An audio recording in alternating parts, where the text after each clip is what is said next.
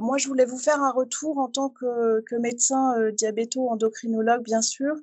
utilisateur du DMP au quotidien. Au niveau des usages,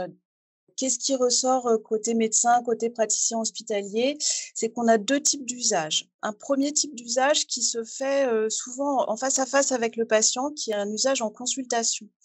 On est, souvent amené à avoir, le besoin de consulter, des résultats de biologie, des résultats d'imagerie, voire des résultats d'anatomopathologie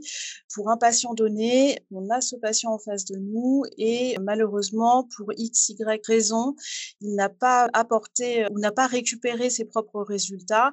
et donc c'est vraiment, on va dire l'utilisation du quotidien pour nous que de pouvoir se connecter à ce DMP et avoir accès, en direct, on va dire, à ces éléments-là. Un autre élément qui peut être très intéressant en consultation, c'est de visualiser la dernière ordonnance qui a été délivrée par, la pharmacie puisque,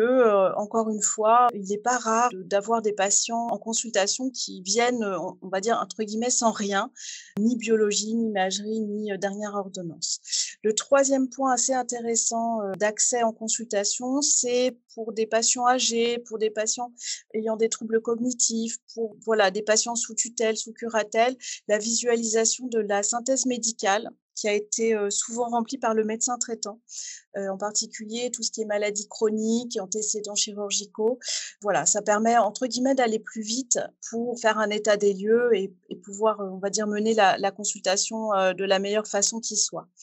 La deuxième usage qu'on a, c'est un usage qui n'est pas forcément en face à face avec le patient, qui est plutôt un usage en hospitalisation, que ça soit de l'hôpital de jour, de l'hôpital de semaine, de l'hospitalisation conventionnelle. Donc là, on a un peu plus de temps, on a le patient entre guillemets «sous la main» pour plusieurs heures, voire plusieurs jours et il se pose plusieurs questions vis-à-vis de ses antécédents, vis-à-vis des pathologies actuelles et on a, là plutôt envie d'aller récupérer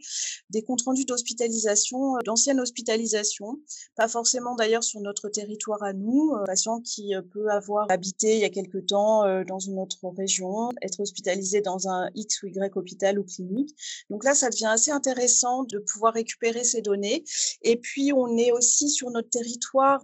ou enfin c'est un lieu de vacances et donc en particulier pendant les vacances scolaires et pendant l'été, on a pas mal de patients qui sont en vacances sur notre territoire et qui malheureusement finissent hospitalisés.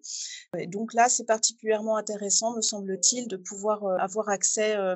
à l'ensemble des antécédents et des précédents comptes rendus du patient.